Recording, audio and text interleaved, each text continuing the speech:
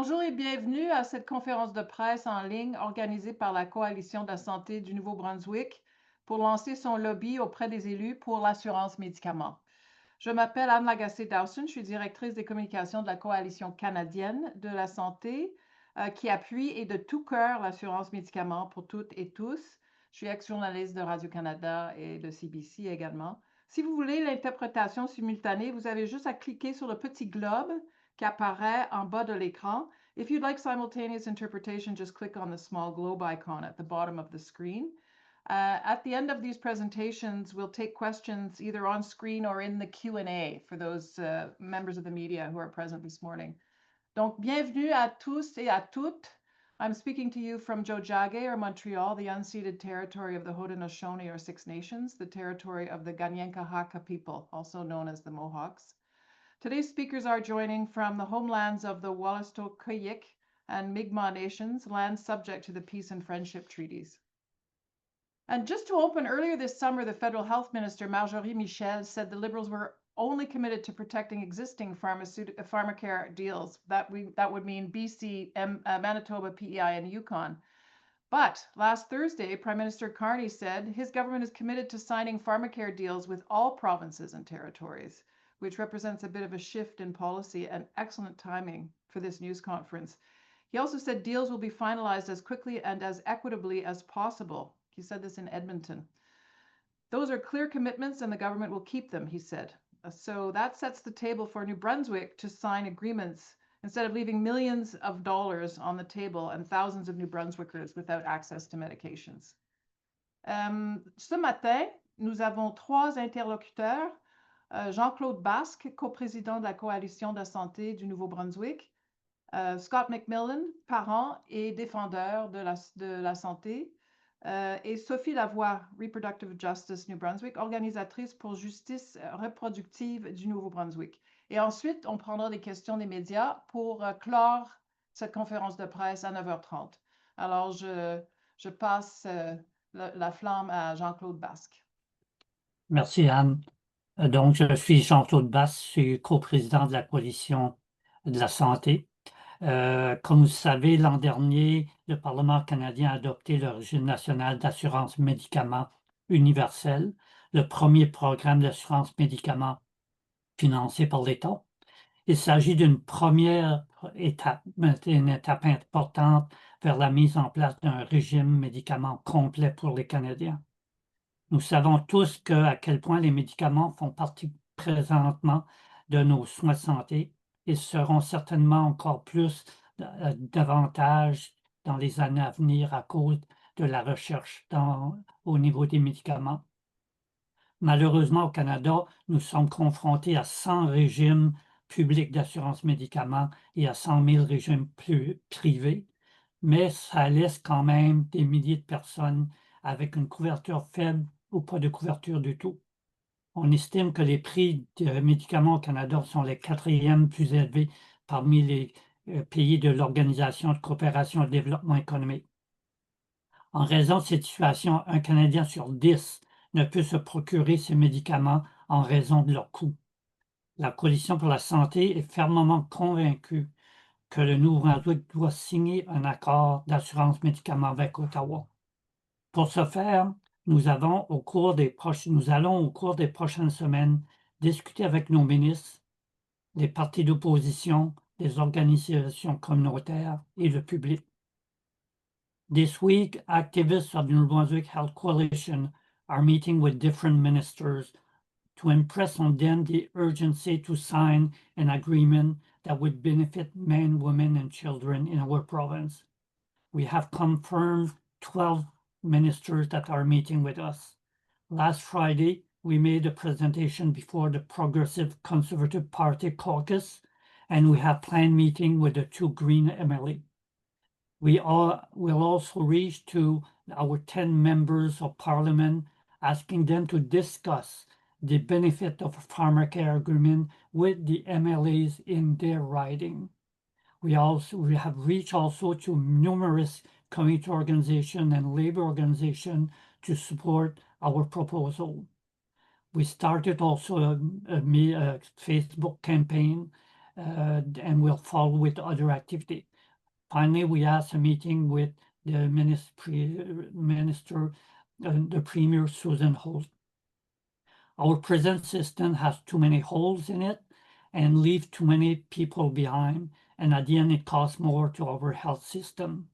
We need change, and that is why this Pharmacare agreement is a really first step in the right direction, and that's why this government should sign it. Thank you.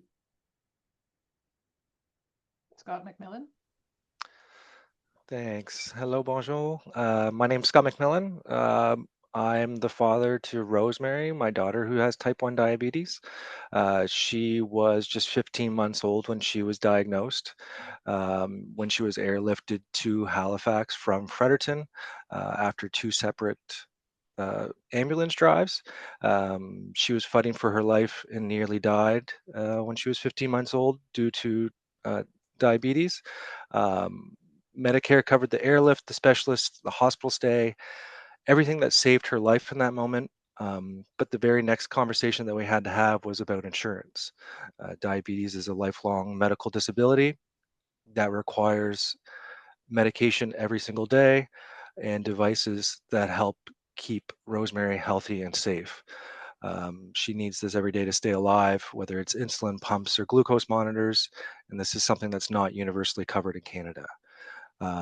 This was a moment that we realized that Canada's healthcare system is truly not universal, and the Pharmacare will help complete that. We like to think that healthcare in our country is completely universal, but without Pharmacare, as mentioned, that's not the case. What good is seeing a doctor if we can't afford the prescriptions they write, specifically for people with diabetes, including insulin and glucose monitors and pumps? Canada is the only universal healthcare system without universal drug coverage, and that gap means millions of Canadians are rationing their insulin and going without medication altogether, some of them. Type 1 diabetes can cost upwards of $18,000 a year for families. Without insulin, my daughter Rosemary would die. And without her glucose monitors, we'd be flying blind, risking seizures and negative complications from high sugars and life altering lows. These supplies aren't optional; they're life sustaining for her. Pharmacare is a critical step to help coverage for everyone with diabetes, as well as contraceptives. But where it is right now, it's fragile, and we need commitment behind it. This is not something that any parent should question on the affordability of keeping their child alive. Pharmacare is preventative maintenance for people as well. Pharmacare would allow my family to truly be free in the sense of not worrying about insurance with jobs and allowing my daughter to have fully dream of what she wants to do in the future, whether it's be as an entrepreneur or actually celebrate graduation instead of worrying about where insurance is going to come from next to keep herself alive. Medicare saved my daughter, but Pharmacare will keep her alive. No parent should ever have to watch their child being airlifted and wonder if they can afford the medications that will keep them alive for the rest of their life. Thank you. Sophie Lavoie. Bonjour, je suis Sophie Lavoie de Reproduction Justice Reproductive Nouveau-Brunswick. Le 27 mars, Justice Reproductive Nouveau-Brunswick a envoyé une lettre à la première ministre du Nouveau-Brunswick, Susan Holt, et au ministre de la Santé, John Dorman. Nous leur avons demandé de signer un accord sur l'assurance médicaments avec le gouvernement fédéral. Dans cette lettre, nous avons souligné qu'une personne sur 5 a du mal à payer ses médicaments indispensables au Canada. Le fait de ne pas prendre ces médicaments entraîne une augmentation des visites aux urgences, des grossesses non désirées, des séjours hospitaliers coûteux et une détérioration de l'état de santé des personnes malades. La loi sur l'assurance de médicaments comprendra les contraceptifs pour 9 millions de personnes au Canada, offrant ainsi aux gens des choix en matière de reproduction et pour le traitement des maladies comme l'endométriose et le symptôme des ovaires polykystiques. Elle comprend aussi les médicaments contre le diabète pour les 3,7 millions de personnes atteintes de cette maladie. Ça les aidera à contrôler leur glycémie et à prévenir les complications telles que la cécité, l'insuffisance rénale, les crises cardiaques et les accidents vasculaires cérébraux. D'autres provinces, comme le Manitoba, la Colombie-Britannique, l'île du Prince-Édouard et le Yukon, ont tous conclu des accords avec le fédéral qui permettront d'offrir ces médicaments gratuits aux personnes qui n'avaient pas les moyens de se soigner auparavant. The list of drugs initially covered is an absolute minimum, and the federal government is open to adding to it based on negotiations with provinces and recommendations from experts. This list needs to be expanded to offer truly comprehensive drug coverage.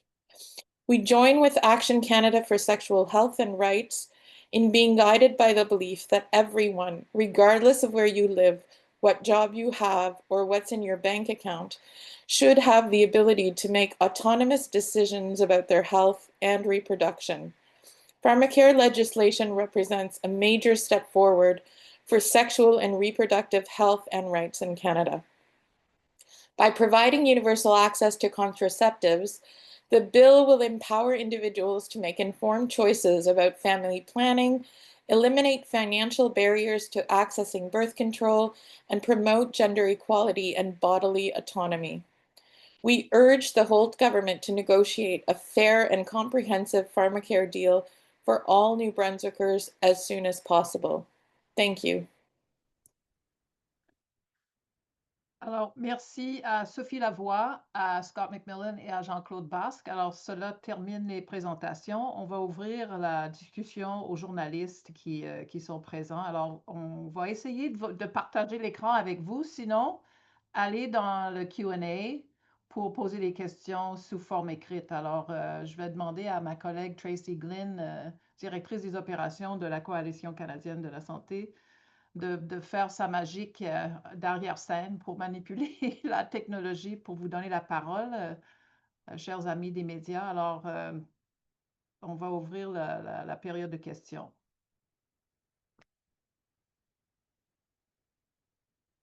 Not too sure what happens next. Alors, we're just waiting for a question. okay. Oh, I realized that. Andrew Waugh, go ahead. Oh, yeah. I think Andrew, I think you can speak. Can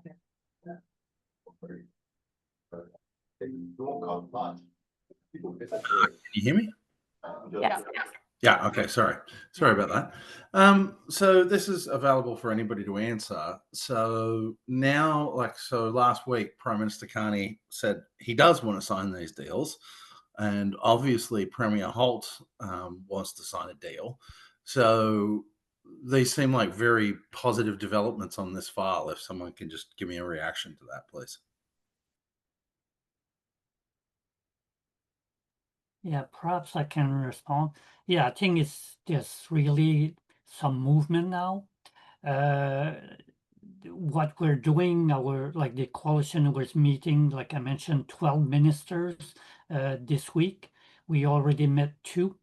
We talked to the PC caucus, so that was another part of it. And so the idea now is for the MLAs to kind of receive some feedback from the public on the need for the province to negotiate a deal. So that's why we're doing this news conference, but that's why also we're going to appeal to different community or labor organization, to the public, to make their pitch to the MLAs. So we hope this way that there'll be enough pressure that there'll be a real not renegotiation, but a real negotiation. Because the province has started negotiation, but they stopped. So now they have to start it again.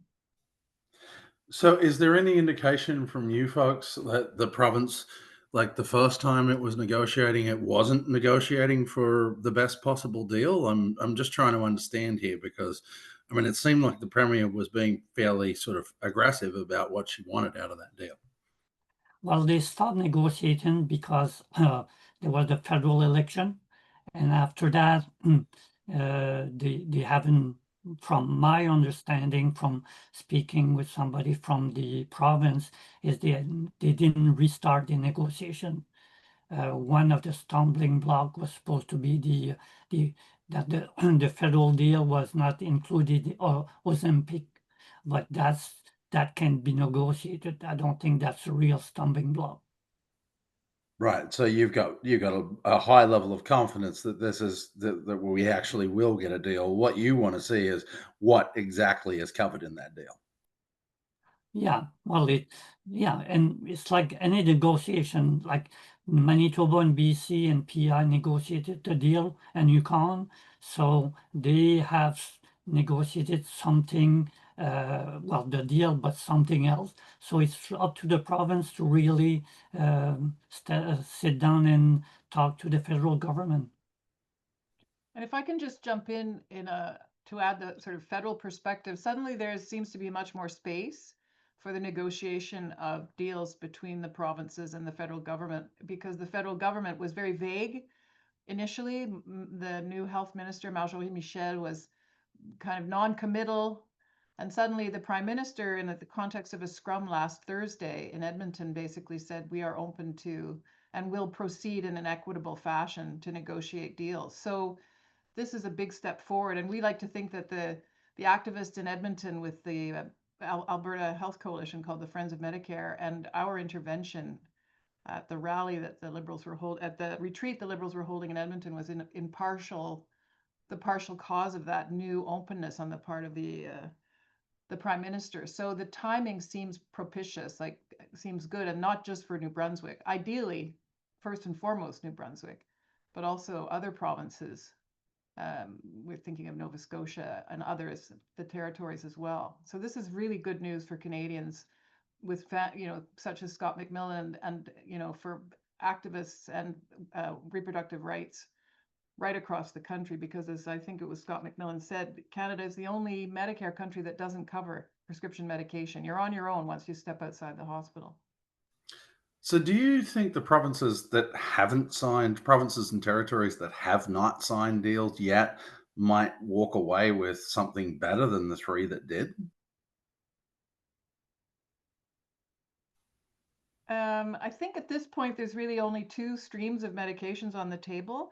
Ideally, that should be opened up over time. And we're working with the Heart and Stroke Foundation, for example, because the feeling is that the next stream of medication that should be made available to people covered is medication to prevent heart disease. So, I mean, really, this is the minimum, as Jean-Claude said. These are two required medications that represent a lot of people, but really, this program should be widened to include an array of other medications as the program rolls out. So at this point, we're only talking about these two things, but ideally, we really should be talking about other medications that are essential for people to live.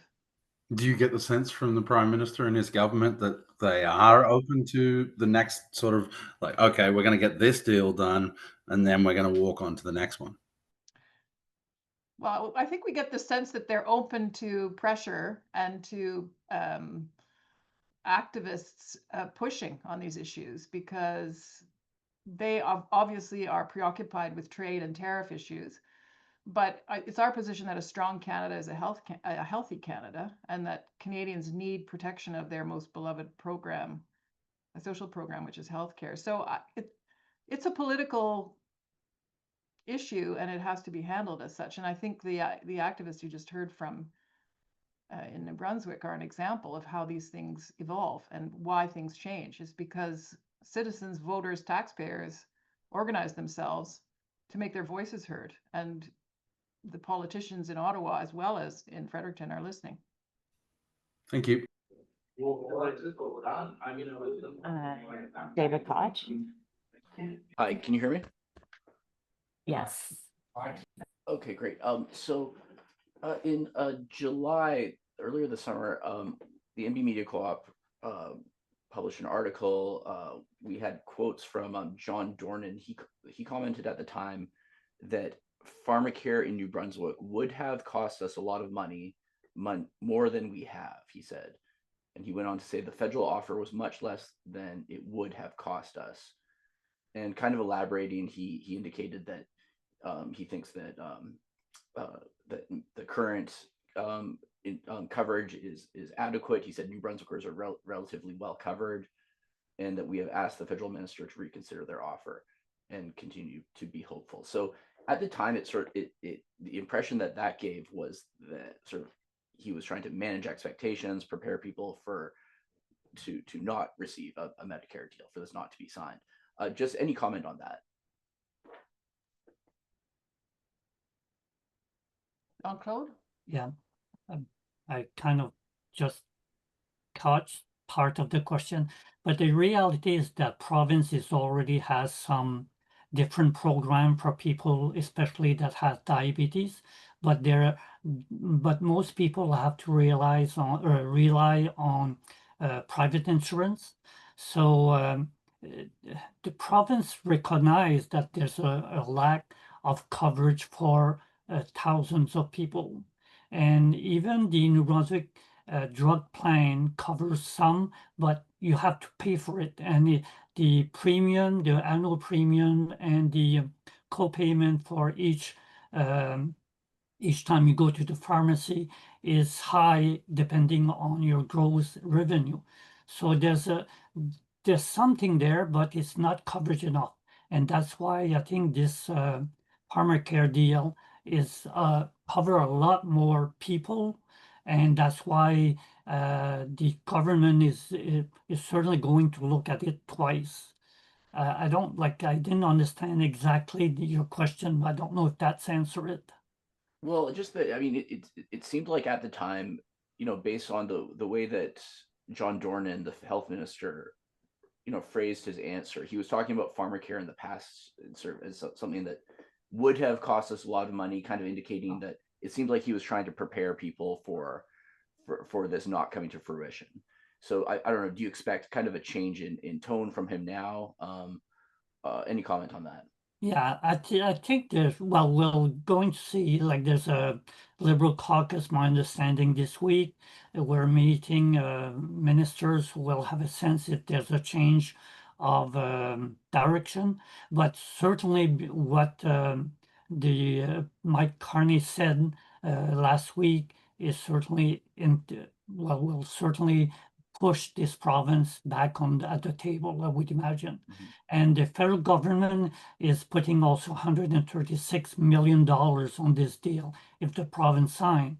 So it's not just money that come from the province, but also there's going to be money saved on the health budget because people won't need to have access to health services, especially people with diabetes and others. So they're saving also on this national pharmacare. And if I could just get one more follow-up, just, it was mentioned earlier that heart and stroke medication would be perhaps the next type of medication that you would demand following diabetes medication and contraceptives. Just wondering if you could elaborate more on how you see this rolling out into, a more, I guess, truly universal type of coverage. Are there models in other countries, for example, where you've seen it develop from just a few medications to most or perhaps all of the medications that people need? How do you see that happening? Well, that's a good question because Canada is alone amongst Medicare countries to not cover medications. So we are, hoping that the growing pressure and support for Pharmacare will, influence the ways in which the governments, provincial and federal and territorial, view this. So really, it's anyone's guess as to how this would proceed because it's kind of unprecedented. We do have a model in the report that Dr. Eric Hoskins put out that was published in 2019 at the request of the federal government, which is kind of like the gold standard and analysis of Pharmacare, which I recommend to everyone. It's really well done. He spent a lot of time on it. He did a full survey of the provinces. So there may be, a step-by-step guide in there. It's really a good question. I'm afraid I don't have the answer as to how it would roll out exactly, but I think that there are some suggestions in that report, and I guess we'll just have to develop some expertise with that regard to that effect, because there's no other country has proceeded in this way. It was always included from the get-go in the National Health Service in England. Every other country has just gone ahead and included it. So we're sort of in unknown terrain on that. Sorry, I can't be more specific. Okay. Je vais changer en français. Il y a une question dans le Q&A qui provient de Babatunde Lawani qui demande combien de personnes n'ont aucune assurance médicaments au Nouveau-Brunswick actuellement. Ça, je ne sais pas s'il y a quelqu'un sur le panel qui peut répondre à ça. Je tourne vers vous, Jean-Claude Basque. Non, moi je ne le sais pas, mais on sait pas, mais on sait qu'il y a beaucoup de personnes qui l'ont pas. On ne sait pas le nombre. Le problème de base, c'est on a un régime de médicaments provincial, mais il coûte de l'argent. Il faut payer à chaque année une prime, dépendant de revenus bruts, et il faut payer aussi à chaque fois qu'on va à la pharmacie. Donc, c'est pas et c'est en fait compte, c'est une assurance médicaments, c'est en travers de la Croix-Bleue, mais c'est un programme provincial, mais il coûte de l'argent. Il y en a un pour les aînés qui coûtent presque pas, et il y en a un pour les gens sur l'aide aux revenus. Donc, mais il y a des trous, et c'est certainement que la majorité des gens, pas la majorité, mais beaucoup de gens qui ne peuvent pas afforder un programme privé. Ça fait, on sait que le revenu au Nouveau-Brunswick est bas, donc ça, c'est une autre barrière. Mais pour le nombre exact, on ne l'a pas, non. I'm just going to come back to my earlier comment. Apparently, Tracy Glynn has put in the chat that Australia is an example of a place where they rolled out Pharmacare within a short time, adding more and more medications, something that I didn't know. We are committed to ending this news conference at 8:30 Montreal time, 9:30 New Brunswick time, because our panelists have to go off and lobby and speak to politicians and have meetings set up. So I'm going to thank everybody for joining us this morning. Merci à tous et à toutes. Et si vous avez d'autres questions, vous pouvez contacter Tracy ou Jean-Claude. Et puis, on va clore cette conférence de presse sur Zoom en vous remerciant chaleureusement d'y avoir assisté. Grand merci à Sophie Lavoie, à Scott MacMillan et à Jean-Claude Basque et à Tracy Glynn, ma collègue à la Coalition canadienne de la santé. Avançons vers un système vraiment universel et l'accès aux médicaments universels, tous et toutes ensemble. Alors, en vous souhaitant une belle journée, thank you to all of you, for attending, and let's hope that we are able to do better by Canadians in terms of access to medications. Merci à tous et à toutes. Au revoir. Merci. Au revoir.